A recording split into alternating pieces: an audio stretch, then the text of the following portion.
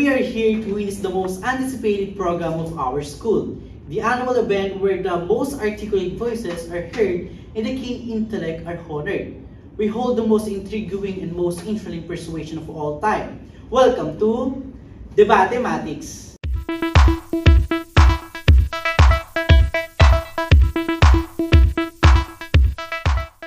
Ladies and gentlemen, let us all welcome the debaters of the day.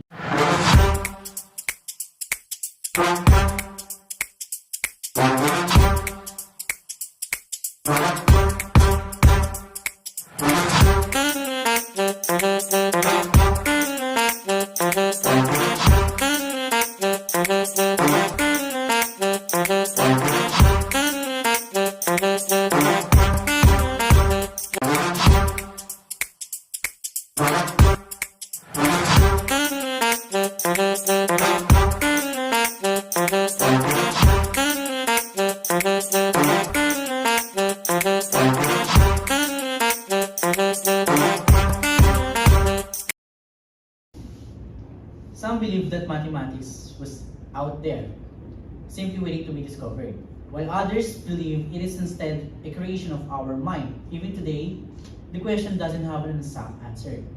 Good morning, everyone. Today's discussion revolves around the age-old debate: is mathematics discovered or invented?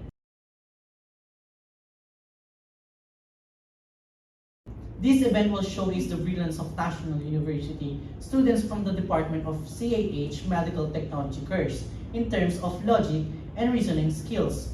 Let us all begin the opening statement of Ms. Calnea. Thank you, RK. I believe that math is discovered because the concept of math is already there even before the symbols and operations are made. Let's say, for example, you and your brother have a basket full of apples. Then you probably think of a way on how to split them evenly, from which the concept of counting is discovered. Counting may not even have a specific word like 1, 2, or 3 back then, which was made by ancient people. But it is clear here that the concept of counting itself is already there and was just discovered through various situations and innovated to have a more clear term for it. Interesting perspective, Kalnea. However, math is invented. It is simply because mathematics wasn't the mathematics we have as of today. Numbers were invented in order to determine measurements and rankings by ancient people, since we all know that there is no basis of accuracy before us they only eyeball things. The word discover means that it has existed before but was named after when found. Hence, no. Like what I said, mathematics are invented as this resolves issues in a different concepts, especially that it pertains to the accuracy of a certain subject. For the apple situation above, why would you split an apple in half if you have a lot of apples in a basket?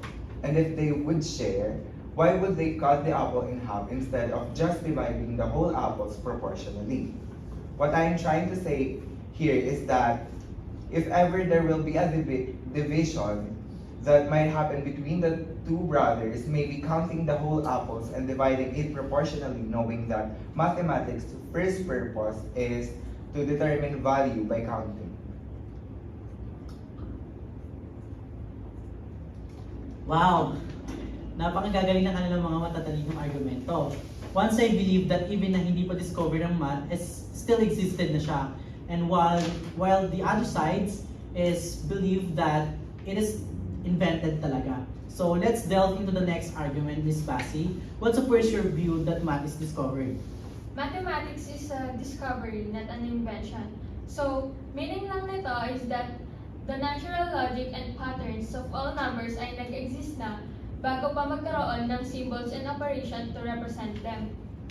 Concepts katulad ng counting, for example, naturally emerge from real-life scenarios, like sharing from a basket of apples. Another example is the Fibonacci sequence. It can be seen in nature in everything from the spiral of conch shell to the arrangement of petals in the flowers. These natural patterns, which have existed long before humans, can be expressed through the language of mathematics. Parang yung panloloko nyo lang sa aming mga babae. Kung di pa namin na-discover, hindi pa kayo aamin.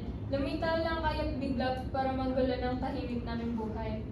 Wow. So, Lance, your response for that? Just like what you've said, mathematics utilizes natural patterns, but its formal systems, symbols, and operations are human inventions. While natural occurrences inspire mathematical concepts, the organization and formalization of these ideas into systems, like arithmetic, require human intervention. So, mathematics represents both discovered natural phenomena and human-invented systems to understand them. I strongly believe that mathematics is invented because it is diverse and rational. It has no end and has a lot of theories that are invented by those ancient mathematicians. We are focusing on mathematics in general, so I believe it is invented. Kasi, wala naman tayong madi-discover na something new if wala pang na-invento in the first place, right? It's just common sense. For example, yung Fibonacci sequence na sinabi mo. Even though na na-discover yun ng isang mathematician and ipinangalan sa kanya, may pinag-basean pa rin siya ng rules and way of proper computations sa nag-invento ng mathematics to make their discoveries more reliable and perfect to make solutions on every equations. And if you're going to say that it is universal, it is because math is invented for us to understand better. It must be taught exactly on how it was invented to prevent further misconceptions and misunderstandings.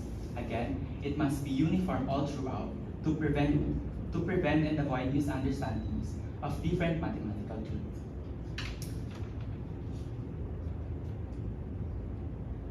Okay. Miss Bakaraeg, your counter-argument. Well, with what you are saying na theories are invented by those ancient mathematicians, ang mga bagay na in-invent lang nila are figures, numbers, formulas, and words that will describe the concept of math that already exists. That's right, already exists. Kasi those formulas and numbers were just invented to describe what math already is. But those wouldn't be invented in the first place if there is no math.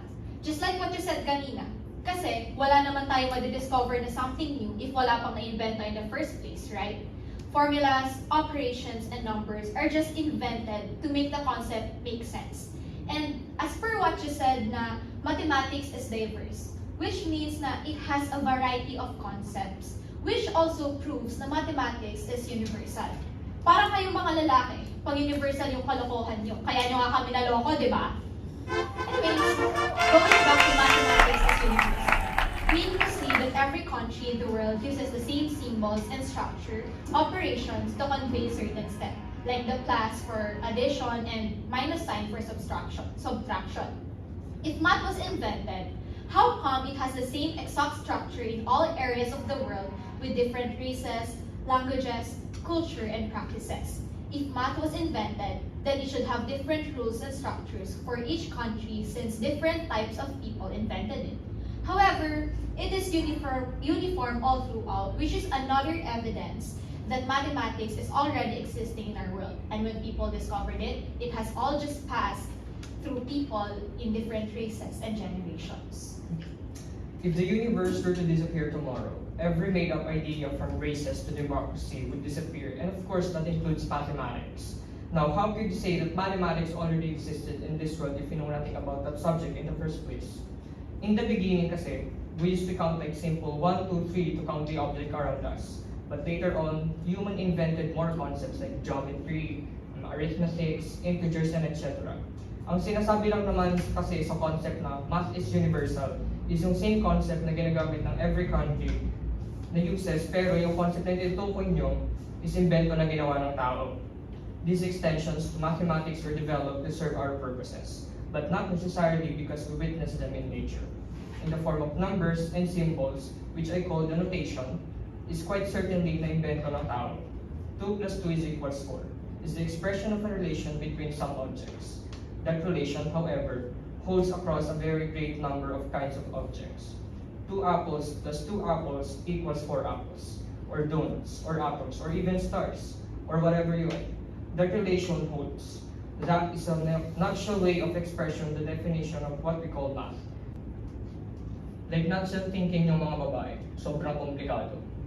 Oh. That true. Wow. Parang Ang na-experience init ng ko. sagutan na may mga kasamang humugot ng mga debate ninyo. So, here, it is appears that we have two opposing point view. So, how do we come to an understanding? Makaray. Perhaps we can all agree that humans create a mathematical system.